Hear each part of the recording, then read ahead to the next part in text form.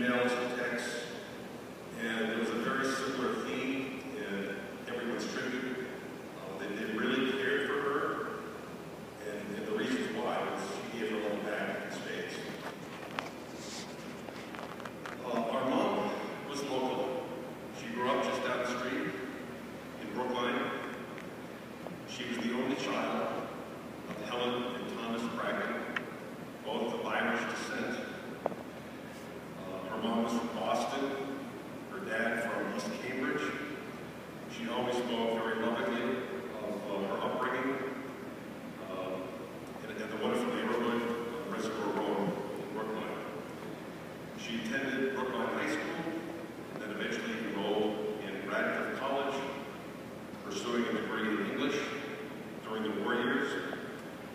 And she actually graduated in 3 years in order to help save her mom and dad's tuition.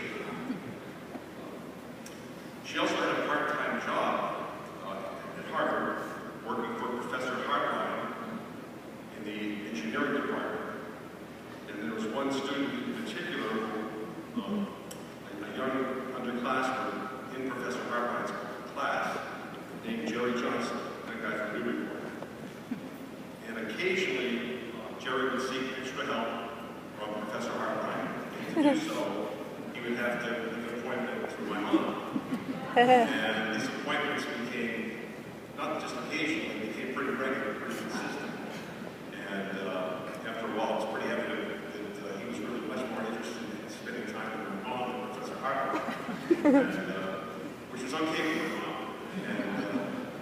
And they began dating and eventually married in May of 1952 at St. Ignatius Church in Chestnut Hill. Their wedding reception was just down the street at the Hotel Somerset on Cobb Avenue back then. And we have wonderful pictures of my mother at her wedding reception, singing in her wedding gown and in front of the 12-piece band behind her. She was doing her best with Ella Fitzgerald at the time.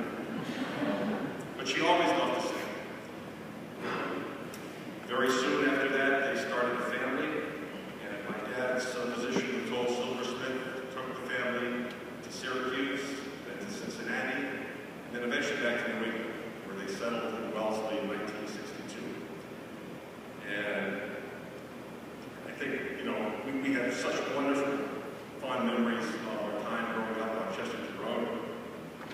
My mom was such a tireless supporter of all the activities that her family was involved in, from Little League, and soccer, school plays, and piano recitals, and I don't know how many hundreds of miles she must have logged, just taking us back and forth all over town.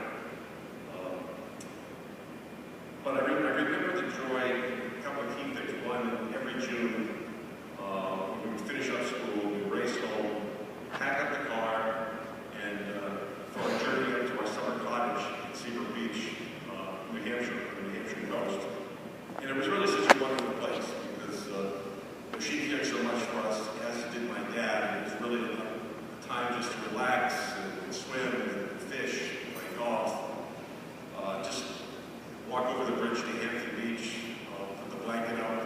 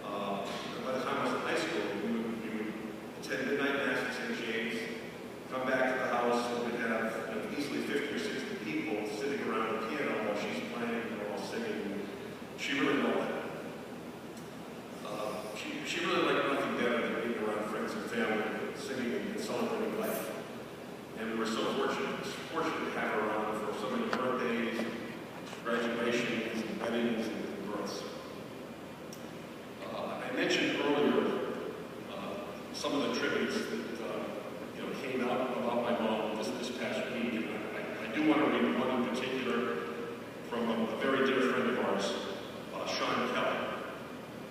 And Sean wrote, "Dear Jerry, Mary Liz, Trish, Robbie, and TJ, your mom was everyone's mom in so many powerful ways. You were all her cornerstone. You all made her so proud. She was the kind of mom who adopted each and every one of the slew of boys that hung around Jerry and TJ growing up in Wellesley. I know. I was one of them. Thus, you never wanted to disappoint her. And at the same time, she was gracious enough to roll with the punches.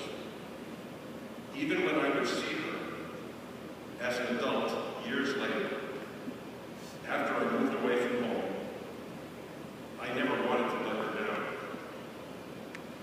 In the end, Mrs. Johnson sold a promise within you that she wanted you to fulfill for your own sake.